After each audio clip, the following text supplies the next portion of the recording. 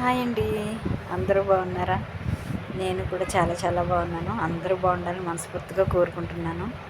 మేము వచ్చేసి శివాలయం టెంపుల్కి వెళ్ళామండి. ఉండూరులో శ్రీ మహాలక్ష్మి టెంపుల్.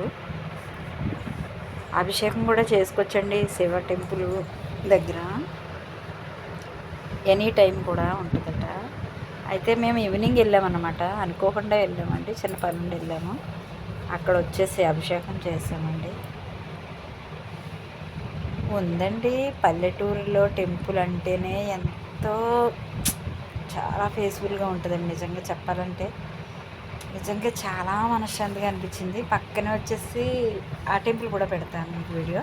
పక్కనే మహాలక్ష్మి టెంపుల్ అనమాట అండి. ఇక్కడ శివయ్య అభిషేకం అయితే ఎనీ టైం ఎప్పుడు కూడా చేసుకోవచ్చట. అక్కడ అడిగాను, చాలా ఫేమస్ అండి, అనుకున్న పనులు కూడా అవుతాయట అక్కడ. చూడండి ఫ్రెండ్స్, చాలా బాగుంది. అదిగోండి మొత్తం ఫ్రెండ్స్, పల్లెటూరు అండి. మనం సిటీలో ఉంటున్నామంటే అసలు ఏమో అంతగా అనిపించదు. పల్లెటూరులో టెంపుల్స్ ఆ విశాలంగా కట్టి ఉంటాయేమో, మంచిగా అనిపిస్తాయండి నిజంగా. ఫ్రెండ్స్, అక్కడ గోదావరి గట్టు, అదే కాలువ కనిపిస్తుంది కదా, ఆ కాలువలో వాటర్ తీసుకోవాలి మనం. ఇక్కడ బిందెలు పెడతారనమాట.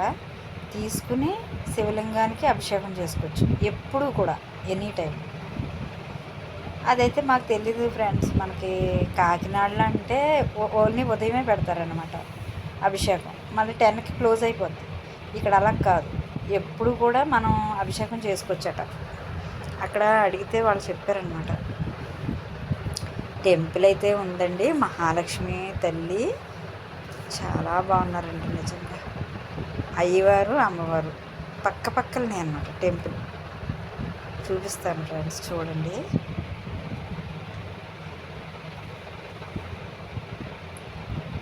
అటు వెళ్తే అలా మెట్ల దగ్గర నుండి టెంపుల్కి వెళ్ళచ్చు. ఇక్కడ వచ్చేసి లింగాలండి. ఇవి మరి ఎన్ని లింగాలు అనేది నేను అంతగా చూడలేదు. మామూలుగా అలా వీడియో తీసాను అంతే, చూపిందామని. ఇవి ఎన్నని అడగలేదు. మళ్ళీ వెళ్తే దీని డీటెయిల్స్ తీసుకుంటాను మనకి. అదే ఫ్రెండ్స్, కాలువ గట్టు అనమాట. ఆ వాటరే అభిషేకం చేస్తాం మనం శివయ్యకి. ఇది వచ్చేసి శ్రీ మహాలక్ష్మి టెంపుల్ అనమాట, అమ్మవారు అయ్యవారు. లోపల అమ్మవారు చాలా బాగున్నారండి, లక్ష్మీదేవి రూపం. నిజంగా నేను చెప్పి కంటే ఉండూరు ఎప్పుడైనా వెళ్తే మాత్రం ఒక్కసారి దర్శించుకోండి ఫ్రెండ్స్. మీరు అనుకున్న కోరికలు అవుతాయట.